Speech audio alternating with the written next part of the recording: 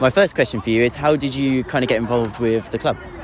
So I used to play club rugby a long time ago, and I left for numerous social values not being adhered to at previous clubs. And I thought, you know what, I'm in an affinity group with LGBTQ people. I like rugby, and Outlaws are in Northampton, and I'm from Northampton, so coming along, supporting something quite positive.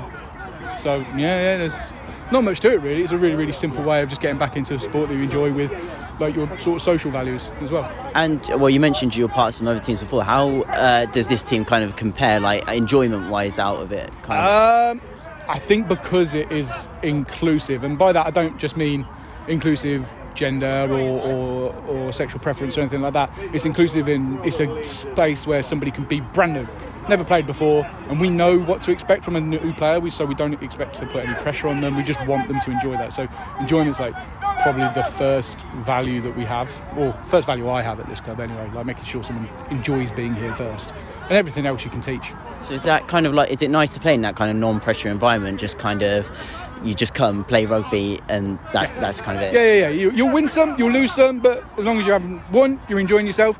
Two, you're making yourself proud, making the club proud by just a determination and a good amount of effort to your ability. I think that's probably the most important thing about all amateur sport is just do you love it and keep doing it. And then with you mentioned there's kind of newer players compared to yourself. Is it kind of nice to have that kind of role where you can actually teach people about your sport itself? Yeah, massively. Even just to stupid songs afterwards, and drinking games and the boat and stuff like that. But I think I've lost your question. I've lost your question. Sorry. From me off. So what is it kind of like to play against kind of different clubs all up and down the country, kind of travelling all over the place do that? Yeah, no, I was a little bit nervous about playing away. I've played away a couple of times in Wales and in Leeds with the club. Mostly I'm injured all the time, so I don't get to go away a lot.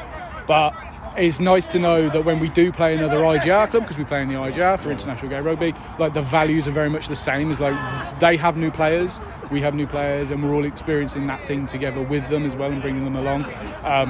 If anything, it's probably the most fun I've ever had, despite only ever playing 7 games in 18 months. So even though you haven't played many games yourself, is it kind of nice to just be able to come here and be able to watch rugby as well as take part? Yeah. I'm at Scouts games in the afternoons when these guys aren't playing.